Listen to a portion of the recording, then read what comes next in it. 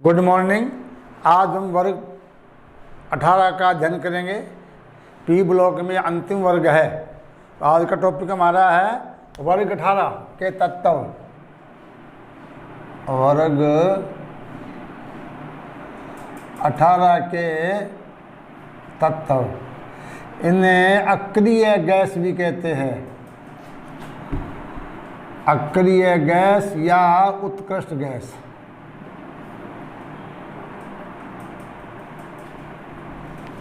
तीन नामों से जाना जाता है।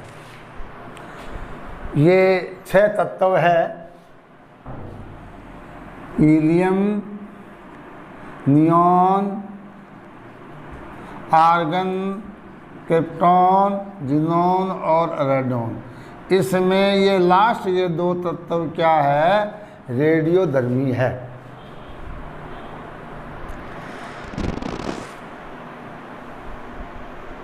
सामान्यतः अक्रिय गैस इसलिए कहते हैं कि ये सामान्य ताप और दाब पर क्रिया नहीं करती है।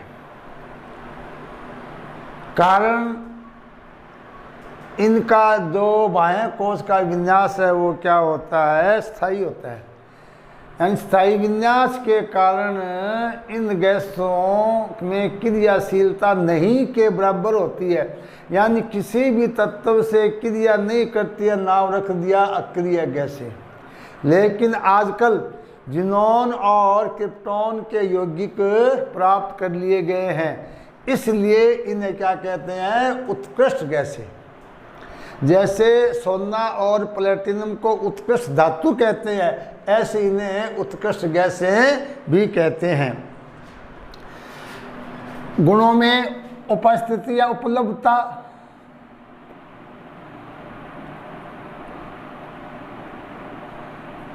अब तक तो अन्य जो 500 वर्ग है 13 से 17 सारे भूपर्टी में यानी भूगर्भ में भूमि के अंदर अयस्कों के रूप में पाए गए हैं।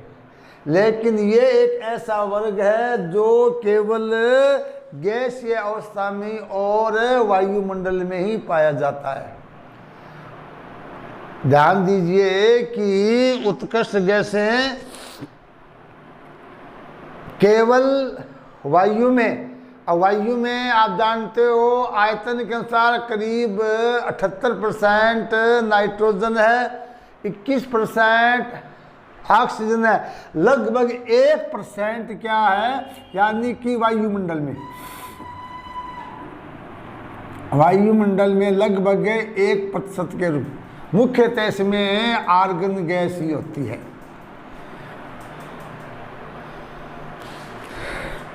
और ये जो रेडॉन है ये तो क्या है? रेडियम के द्वारा प्राप्त होती है। क्यों? रेडियम पर अल्फा कणों की बौछार से रेडॉन बनता है, और रेडॉन से क्या बनता है? रेडॉन। ये हाँ, रेडॉन किससे बनता है? रेडियम से प्राप्त होता है। यानी इसमें रेडियोधर्मी तत्व है ये, और ये भी गैस के रूप में पाए जाते हैं। दूसरा है परमाणु त्रिज्या, परमाणु आकार।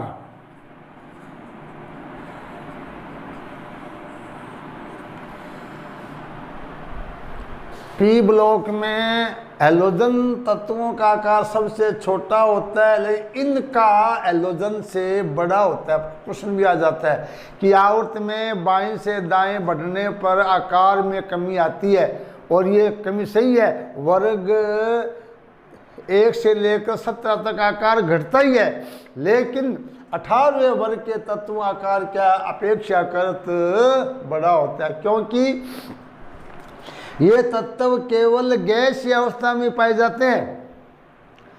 इसलिए इनकी जो त्रिज्या वो वांडरवाल त्रिज्या होती है। उत्कृष्ट गैसों में परमाणु त्रिज्या के साथ क्या होती है? इनमें वांडरवाल त्रिज्या होती है, और वांडरवाल त्रिज्या का मान सहसंयोजी त्रिज्या के मान से सदैव अधिक होता है। तो ये पूछ लिया जाता है कि उत्कृष्ट गैसों के आकार अपेक्षाकृत बड़े होते हैं, कारण क्या आ जाएगा, ये गैस अवस्था में पाए जाते हैं और इनमें जो त्रिज्या वो किस रूप में गणना होती है, वान डेर वाल्स त्रिज्या के रूप में गणना होती है। अतः ये आकार में बड़े होते हैं। इलेक्ट्रॉनिक विन्यास,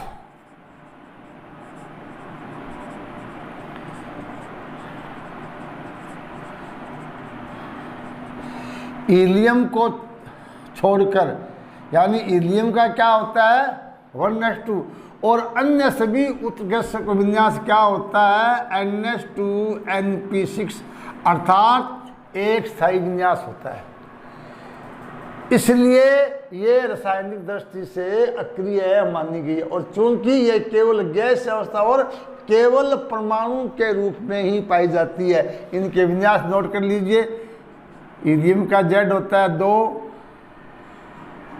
नियोन का होता है 10, आर्गन का 18, क्रिप्टॉन का 36, जिनोन का 54 और रेडोन का 86। इसका हो जाएगा 1s2, यहाँ हो जाएगा He2s2 2p6, Ne3d10 3s2 3p6,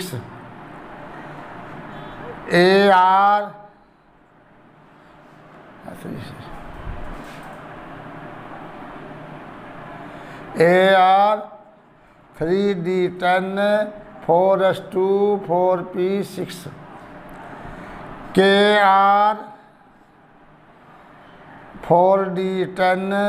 5s2 5p6 और xenon 4f14 6 5d 10 6s2 6p6। तो ये इनका इलेक्ट्रॉनिक विन्यास है।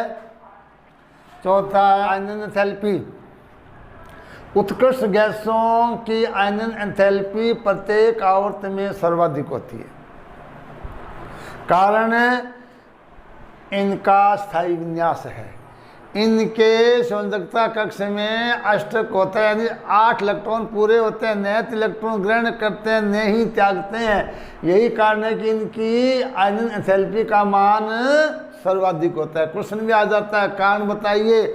उत्कृष्ट गैसों की आयनन एंथैल्पी सबसे अधिक होती है, कारण इनका विन्यास स्थायी होता है। ऐसे विन्यास से इलेक्ट्रॉन को हटाने के लिए अधिक ऊर्जा की आवश्यकता होती है। इलेक्ट्रॉन लब्धि।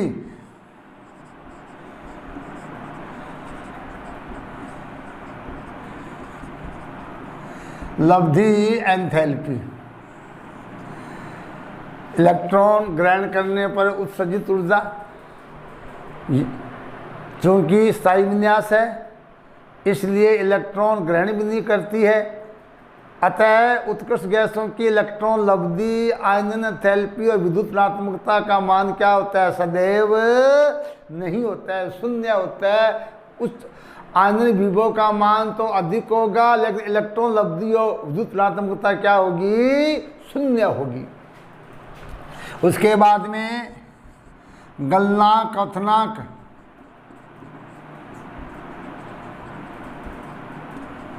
चूंकि ये केवल गैसीय रूप में पाई जाती है, इनके परमाणु वह दूर दूर होने के कारण, परमाणुओं के बीच दुर्बल वान डेर वाल्स बल होने के कारण इनके गलनांक और क्वथनांक बहुत ही कम होते हैं।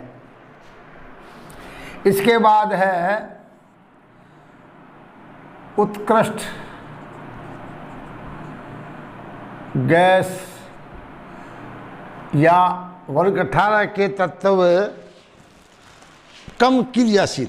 यह प्रश्न आ जाता है कि उत्कृष्ट गैसें कम क्रियाशील, यानी ये गैसें कम क्रियाशील होती है। क्वेश्चन ये है, बोर्ड में पूछ सकते हैं। कारण बताइए। वर्ग 18 के तत्व कम क्रियाशील है, या उत्कृष्ट गैसें कम क्रियाशील है, या अक्रिय गैसें क्रियाशील नहीं है। दो कारण है। पहला तो इनका स्थायी विन्यास, NH2NP6। दूसरा कारण उच्च या अधिक आयनन एंथैल्पी। तो ये दो कारण ऐसे हैं जो उत्कृष्ट गैसों को कम क्रियाशील होने के जुम्मेवार है। उसके बाद है यौगिक, यानी उत्कृष्ट गैसों के यौगिक।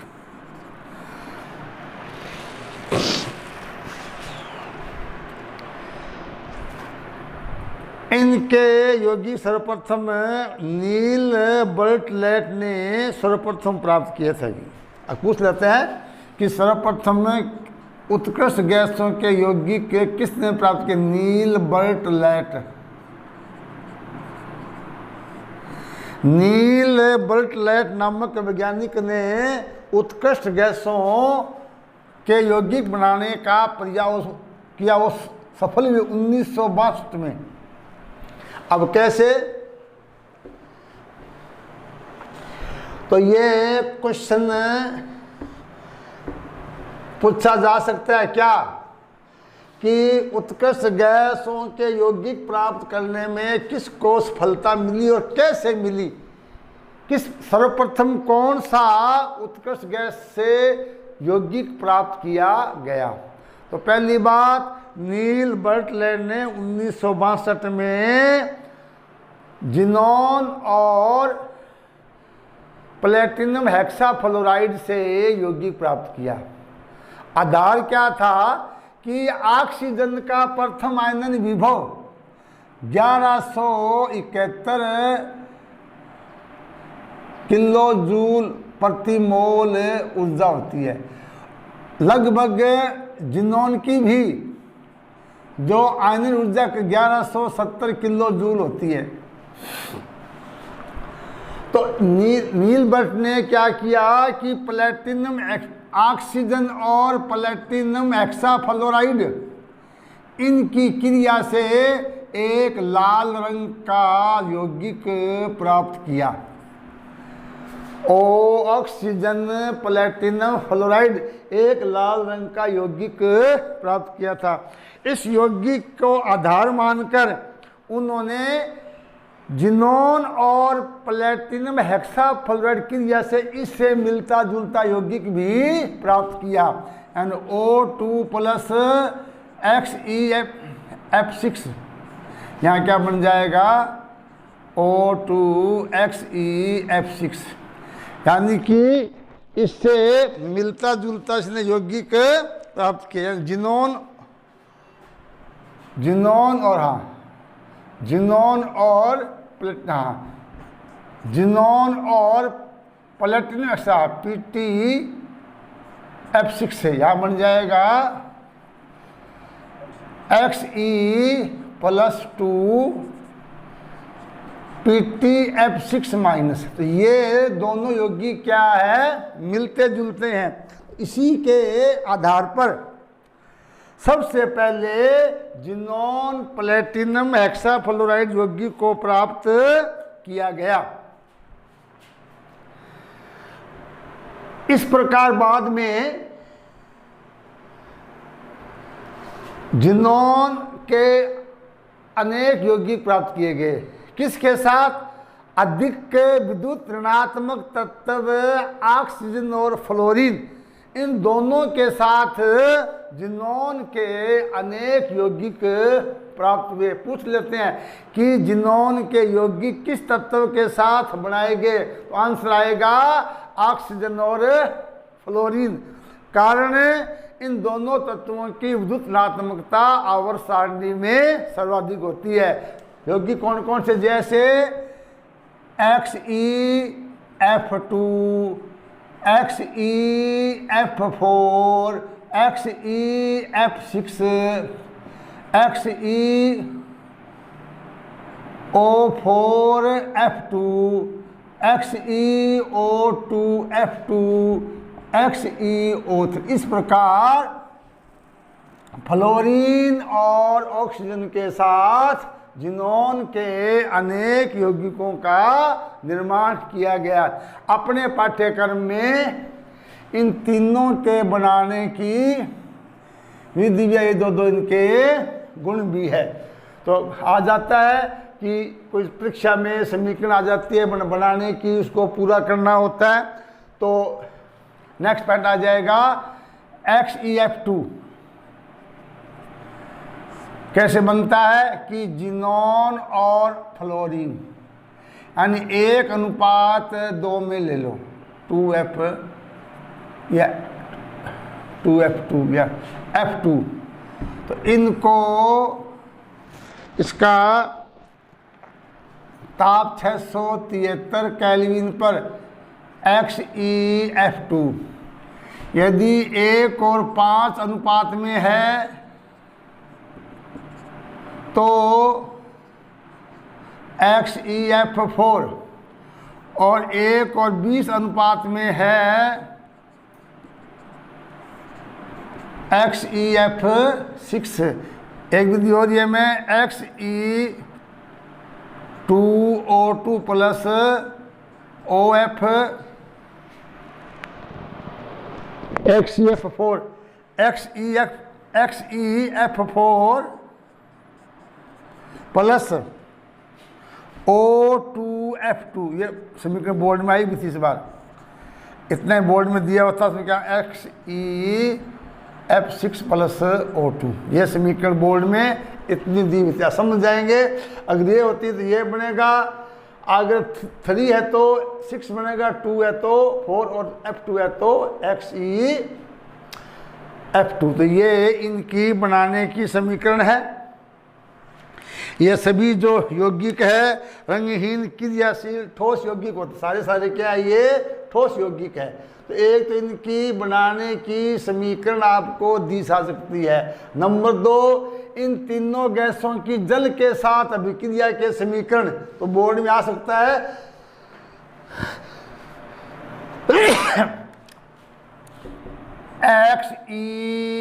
XeF2 plus H2O, XeF4 plus H2O, XeF6 plus H2O। परीक्षा में इस प्रकार आदि समीकरण दी होगी और पूरा आपको करना होगा। अगर Xe2 है तो इसमें 2XCU2H2O, तो ये बन जाएगा 4HF plus 2XC plus O2, 2XC plus O2 और XC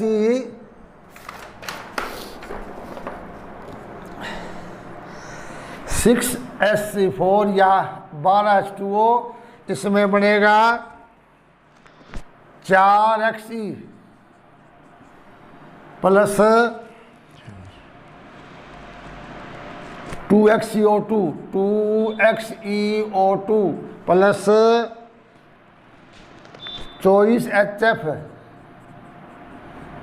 और प्लस O2। XCF इसकी डबल क्रिया होती है, एक होती है आंशिक, एक होती है पूर्ण। ये तो है आंशिक।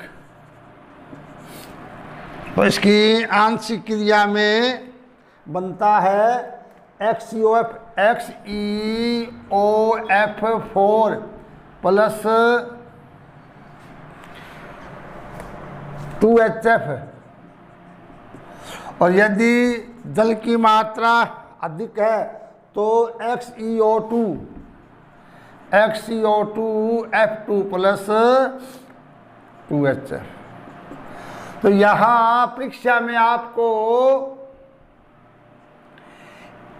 1, 2, 3 या 4 इन चारों में से इतनी आधा पार्ट दिया होगा तो अभिक्रिया आपको पूर्ण करनी होती है। तो इसमें आपको इसके अलावा XCO3 प्राप्त होता है, XCOF4 प्राप्त होता है और FCO2F2 भी प्राप्त होता है। यानी कि जिनोन और फ्लोरीन ऑक्सीजन के साथ यौगिक बन गए 1 2 3 4 5 6 और 7, यानी 7 यौगिक अब तक प्राप्त किए जा सके हैं।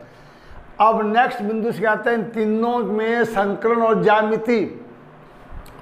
आपकी बुक में 5 दिए हुए हैं कि ये जो 5 यौगिक है कौन कौन से, 3 तो ही गए, fluoride, xenon difluoride, tetrafluoride, hexafluoride, इसके अलावा जिनोन ऑक्साइड एक ये, और तो चौथा है XeOF4। इन 5 में से एक की संरचना आपको पूछी जा सकती है। इसमें क्या पूछेगा, इनमें संकरण क्या होता है और इनमें ज्यामिति कैसे बनती है। तो इसमें यह हो जाएगा यौगिक संकरण और ज्यामिति। एकांकी इलेक्ट्रॉन युग्म, एकांकी इलेक्ट्रॉन युग्म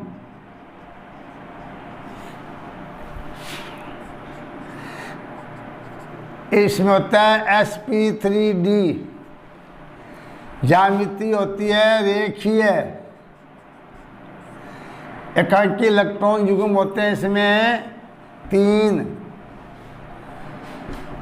XeF4 sp3d2, आकृति वर्गाकार या वर्ग समतलीय आकृति क्या हो जाएगी, वर्ग समतलीय। एकांकी इलेक्ट्रॉन युग्म 2, XeF6 sp3d3, विकृत अष्टफलकीय।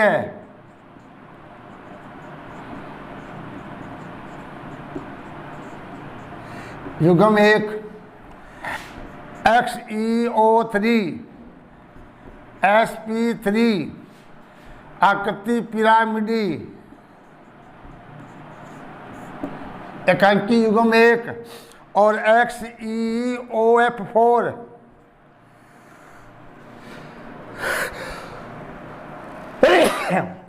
इसमें sp3d2 संकरण। एकांकी युग्म आकृति होगी इसकी पिरामिडी, वो क्या कहते हैं इसको, पिरामिडल। इसको क्या बोलेंगे, पिरामिडल या पिरामिडी है, क्या बोलेंगे, पिरामिडी इसको बोलेंगे। और एकांकी युग्म इसमें 1।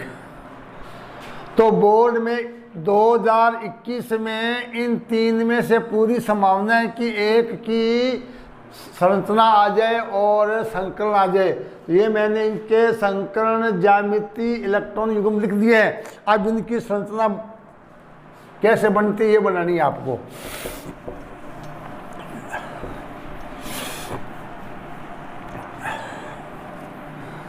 पहली है XeF2 में क्या होता है,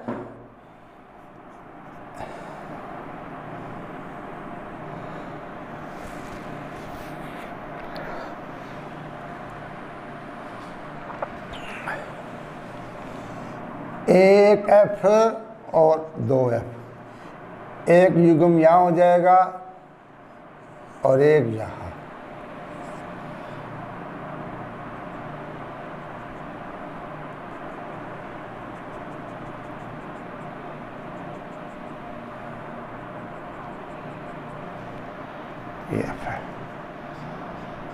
ये तो इसकी संरचना।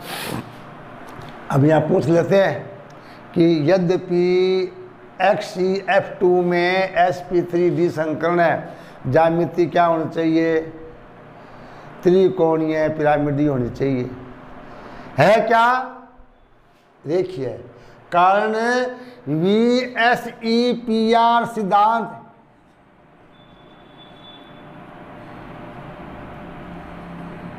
के अनुसार ज़ीनॉन के 3 sp3d कक्षकों में एकांकी इलेक्ट्रॉन युग्म होते हैं। इन इलेक्ट्रॉन युग्मों में बंधित इलेक्ट्रॉन युग्म की अपेक्षा प्रतिकर्षण अधिक होने के कारण ज्यामिति में विकृति उत्पन्न हो जाती है। दूसरा XEF, ये था XEF2, अब आता है XEF4। ये क्या है? वर्ग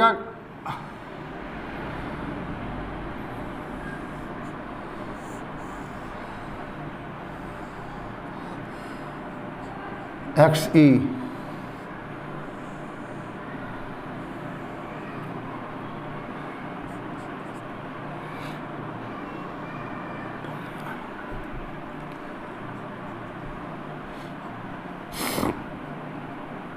एक युग्म इसमें यहाँ होता है और एक यहाँ होता है।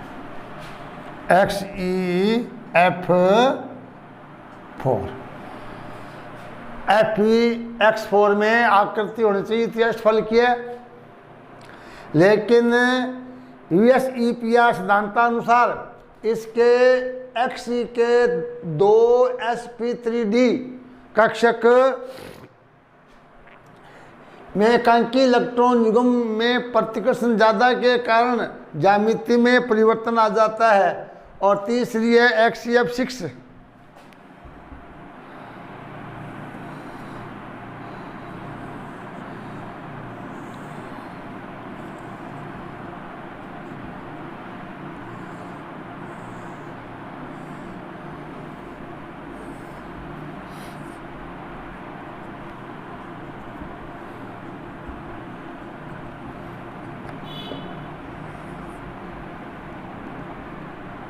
इसमें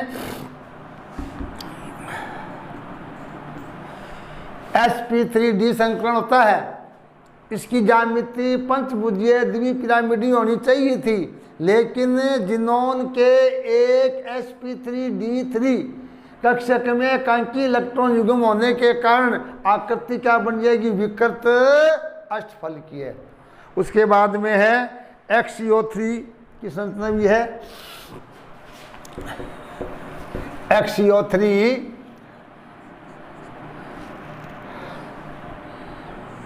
sp3 संकरण होता है। इसमें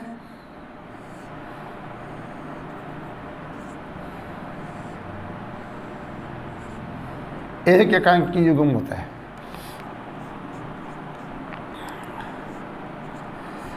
sp3 संकरण ज्यामिति पिरामिडी। कारण sp3 संकरण का ज्यामिति क्या होनी चाहिए थी? चतुष्फल की है, लेकिन ज़ीनॉन में एक sp3 कक्षक में एकांकी इलेक्ट्रॉन युग्म होता है, जिस कारण इसकी आकृति क्या हो जाएगी? पिरामिड। आकृति क्या हो जाएगी इसकी? पिरामिडी। और अंतिम है XeOF4। ये भी इस आकृति का होता है।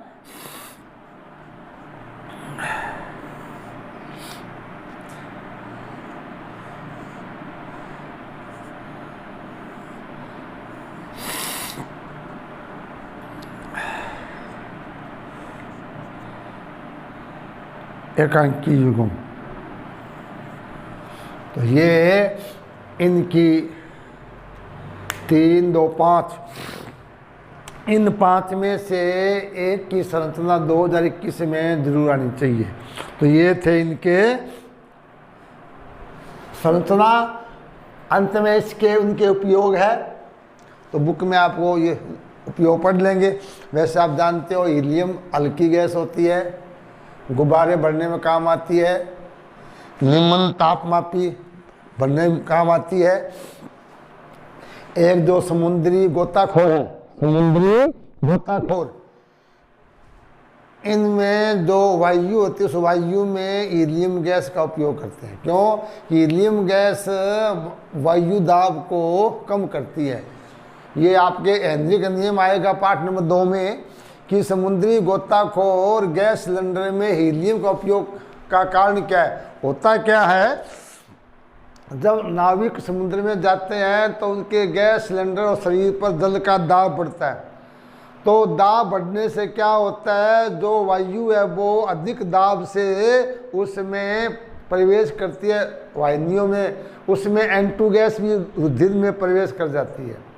जब नाविक जल से बाहर आता है, दाब बढ़ता है, तो वो घुली हुई N2 शरीर रुधिर से बाहर आती है। तो कोशिकाओं में क्या होता है, संकुचन होता है।